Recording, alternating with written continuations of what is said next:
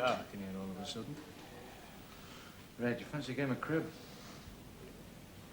Don't get that, Mr. Waters. Was it some kind of joke? Not exactly a joke, Mr. Money. Well, I mean, there's good and bad in everyone. Is there now? Didn't you say so yourself? Did I? You're always saying it. Well, comedian draws pictures of the world. The closer you look, the better you'll draw. Lesson 3. Eh? Stereotypes. Oh. Hey, you were having us on it. That's a relief. I was beginning to get worried, eh? I've told you once, I've told you 1,000 times. We work through laughter, not for it.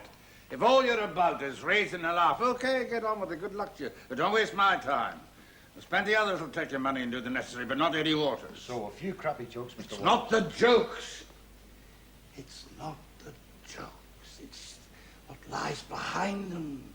It's the attitude. Now, a real comedian, that's a daring man. He dares to see what his listeners shy away from, fear to express. And what he sees is a sort of truth about people, about their situation, about what hurts and terrifies them, about what's hard, and above all, about what they want. A joke releases tension, says the unsayable. Any joke pretty well. But a true joke, a comedian's joke, has to do more than release tension. It must liberate the will and the desire. It must change the situation. There's very little won't take a joke. But when a joke is based on a distortion, a stereotype perhaps, and gives a lie to the truth in order to win a laugh and stay in favor, then we've moved away from a comic art and we're into the world of cheap entertainment and slick success. You're better than that, damn you. Even if you're not, you should bloody well want to be. I want to be famous. I want to be rich and famous. Now, what's wrong with that, Mr. More than you Waters? want to be good. What's wrong with being all three, eh? Nothing is if you want to be good first, because you'll never be good later. Was it my limerick? I don't want to personalize this discussion. Oh, I see. Look, we don't want to see. What's a scene, Sammy? For Christ's sake, I was just putting a question to the man, wasn't I? I was looking for a truth. Was it my limerick he took objection to? Because if it was, well, I want to know what his objections are, all right? Well, just don't push your luck, okay? It's not up to you, Sammy. All right. Let's hear it again, Mr. Price. You are? Will you recite it for us?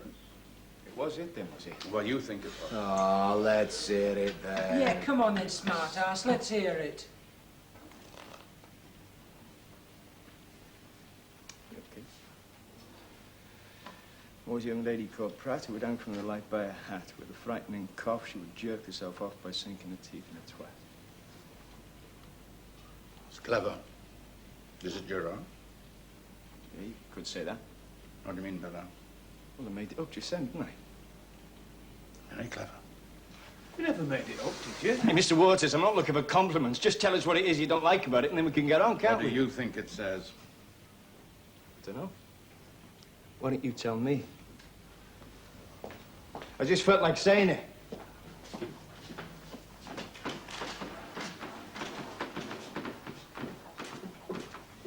Twat.